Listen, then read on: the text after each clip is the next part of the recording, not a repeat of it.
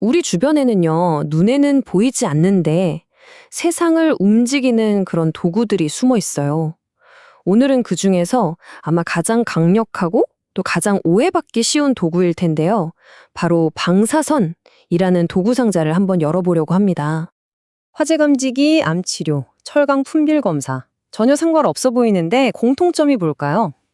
네, 눈치채셨겠지만 정답은 바로 방사선입니다. 이게 그냥 뭐 위험하고 좀 특별한 거라고만 생각하기 쉬운데 사실은 우리 일상 아주 깊숙이 들어와 있는 생각보다 기본적인 도구라는 거죠. 자, 그럼 이 도구 상자를 어떻게 열어볼지 한번 볼까요? 먼저 방사선이 대체 뭔지부터 시작해서 그간에 어떤 도구들이 있는지, 그리고 이 도구들이 실제로 어떻게 쓰이는지까지 살펴볼 거예요. 물론 워낙 강력한 도구니까 안전 수칙하고 혹시 모를 사고 대처법까지 꼼꼼하게 짚어보겠습니다. 자, 첫 번째 섹션입니다.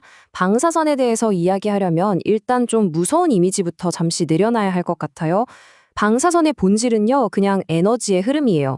뭐랄까, 바람이나 물결 같은 거죠. 단지 우리는 이 눈에 보이지 않는 흐름을 길들여서 아주 놀라운 일에 사용하고 있을 뿐입니다. 그런데 이 에너지의 흐름이라는 게 다 똑같은 한 종류가 아니에요. 비유하자면 전문가의 도구 상자에 망치도 있고 드라이버도 있고 렌치도 있고 다 용도가 다르잖아요. 방사선도 똑같습니다.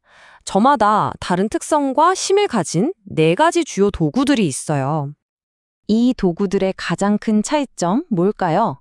바로 힘, 그러니까 투과력입니다. 표를 보시면 알파선은 종이 한 장에도 그냥 막히는데 감마선은 두꺼운 콘크리트 벽까지 뚫고 나가죠. 그렇다고 뭐 힘이 약하면 나쁘고 강하면 좋고 이런 게 절대 아니고요. 바로 이 힘이 저마다 다르기 때문에 아주 섬세한 작업부터 엄청나게 강력한 작업까지 그야말로 딱 맞는 도구를 골라서 쓸 수 있게 되는 겁니다.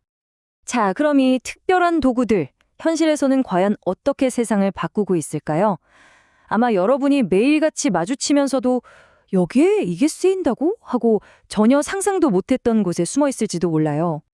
방사선의 정말 멋진 능력 중 하나는 만지지 않고도 알 수 있다는 거예요. 예를 들어 막 공장에서 나온 뜨거운 철판이나 아니면 찢어지기 쉬운 얇은 종이 이런 것들 두께를 어떻게 정확히 잴 수 있을까요? 바로 베타선을 쏴보는 겁니다. 얼마나 통과하는지를 보면 두께를 알 수 있죠. 그럼 더 두꺼운 철판은요? 문제 없습니다. 그땐 더 강력한 도구, 감마선으로 바꾸면 되니까요.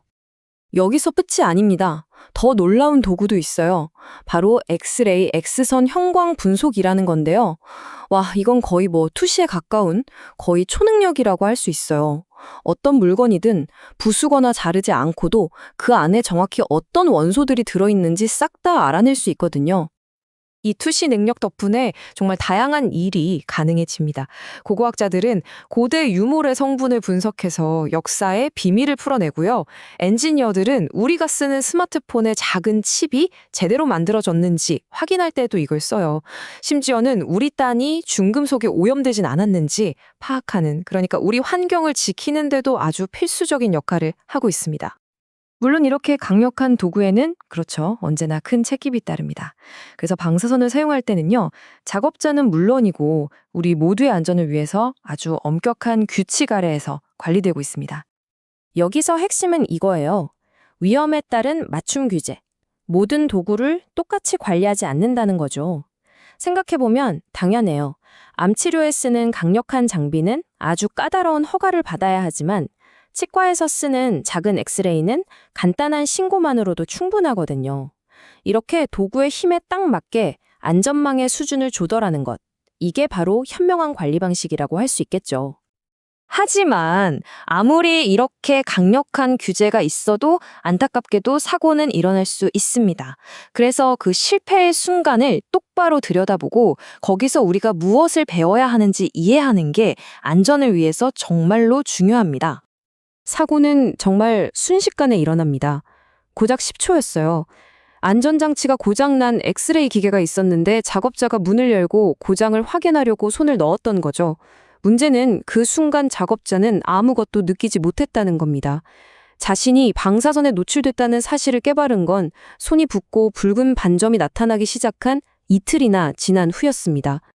이 사고가 우리에게 정말 중요한 사실을 일깨워주죠. 안전 시스템이라는 건 괜히 여러 겹으로 설계된 게 아니라는 겁니다. 그러니까 기계적인 안전장치라는 첫 번째 방어선이 무너졌을 때 정해진 절차를 따르는 것, 그리고 작업자 스스로의 경각심, 이런 마지막 방어선이 얼마나 중요한지를 보여주는 사례라고 할 수 있겠습니다.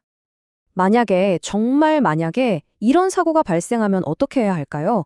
행동 수칙은 아주 명확하고 보편적입니다. 첫째, 무조건 그 자리를 벗어나야 하고요. 둘째, 바로 주변에 알려서 추가 피해를 막아야 합니다. 셋째, 다른 사람이 못 들어오게 통제하고 마지막으로 전문가의 지시를 기다리는 거죠.